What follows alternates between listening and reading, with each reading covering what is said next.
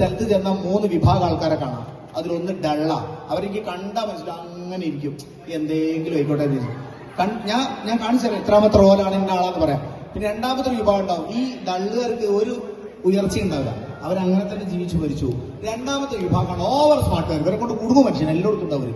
അങ്ങനെ ഒരു 3-4 എവിടെയെങ്കിലും ഉണ്ട്, ഞാൻ ഉണ്ടെങ്കിൽ കാണിച്ചു തരാം.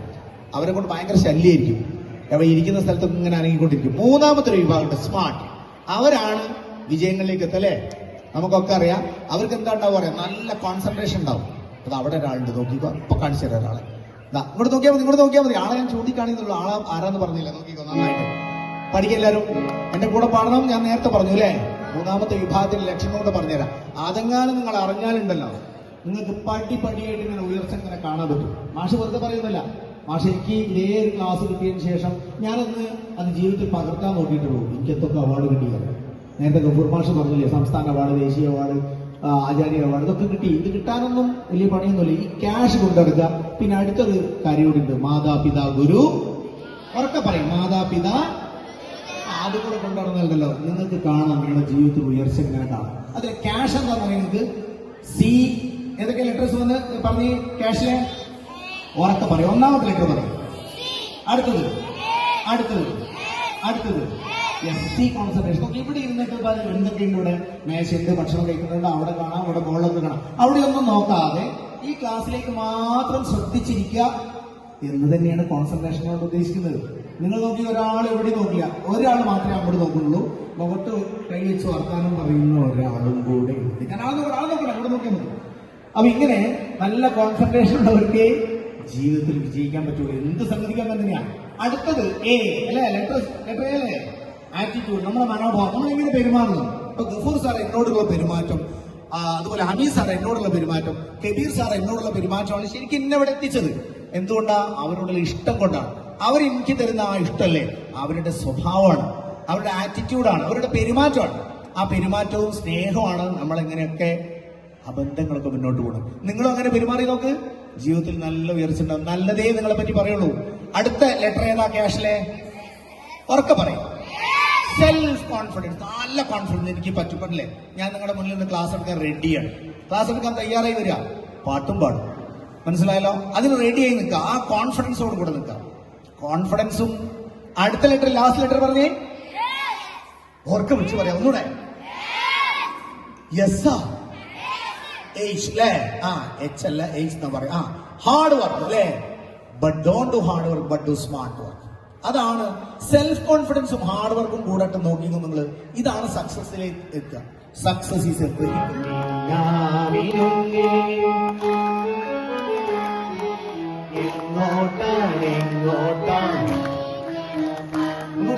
നീ തനിച്ചല്ലേ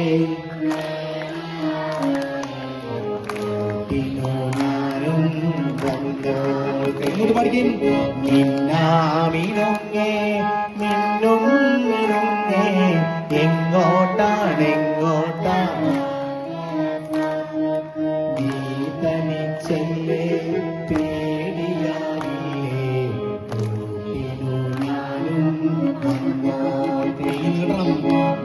മിന്നാമിനുങ്ങേ.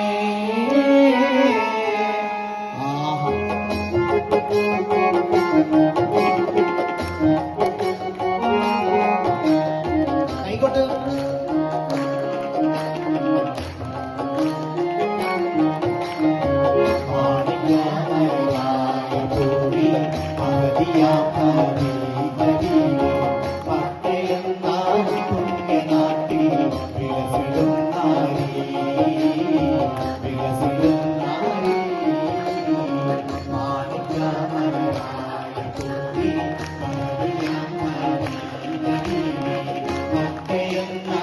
പുണ്യനാട്ടിൽ വിലസിടും നാരി, വിലസിടും നാരി.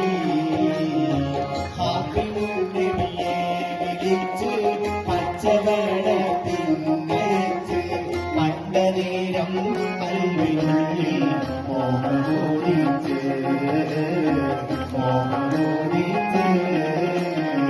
കച്ചവടവും കഴിഞ്ഞ് മുത്തറസൂലുള്ളവർക്ക് കല്യാണാലോചനയ്ക്കായി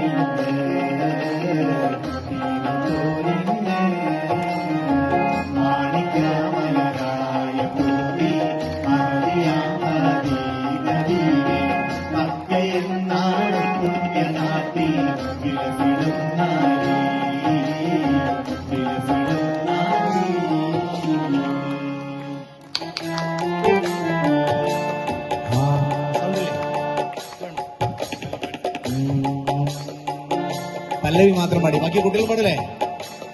1 2 3 സ്റ്റാർട്ട്.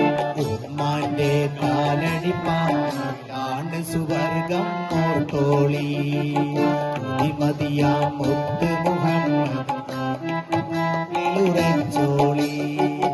അമ്മിഞ്ഞ പാലിൻ മധുരം ഇന്ന് മറക്കാമോ? അമ്മിഞ്ഞ പാലിൻ മധുരം ഇന്ന് മറക്കാമോ? ആയിരം പോറ്റുമ്മ വന്നാൽ സ്വന്തം പെറ്റുമ്മയായിടുമോ? ഉമ്മാന്റെ കാലടി പാടി താലോല പാട്ടുകൾ പോലെ മറ്റൊരു പാട്ടുണ്ടോ? താരാട്ട ഉമ്മയെ പോലെ വേറൊരു കൂട്ടുണ്ടോ? താലോല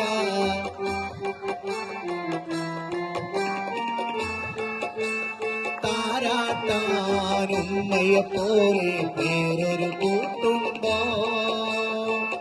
ഉമ്മാന്റെ മടിത്തട്ട് സ്വർഗീയ പൂത്തട്ട്, ഉമ്മാന്റെ മടിത്തട്ട് സ്വർഗീയ പൂത്തട്ട്, സ്നേഹത്താവാണ് ഉമ്മ സകല കടലാണ്, സ്നേഹത്താവാണ് ഉമ്മ സകല കടലാണ്.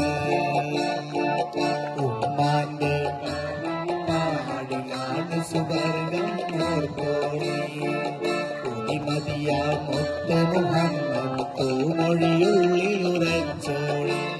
കണ്ണുള്ളോർക്കൊന്നും കണ്ണിൻ കാഴ്ചകളറിയൂല, കരളിമ്പ തെറ്റുമ്മാനെ വാങ്ങാനൊക്കൂല. കണ്ണുള്ളോർക്കൊന്നും കണ്ണിൻ കാഴ്ചകൾ കരളിമ്പ പെറ്റുമ്മാനെ വാങ്ങാനൊക്കൂല. എല്ലാം സഹിക്കാനും ഏറെ ക്ഷമിക്കാനും, എല്ലാം സഹിക്കാനും ഏറെ ക്ഷമിക്കാനും മനസ്സുറപ്പുള്ളോര് ഉമ്മ സഹന കടലാണ്. ഉമ്മാന്റെ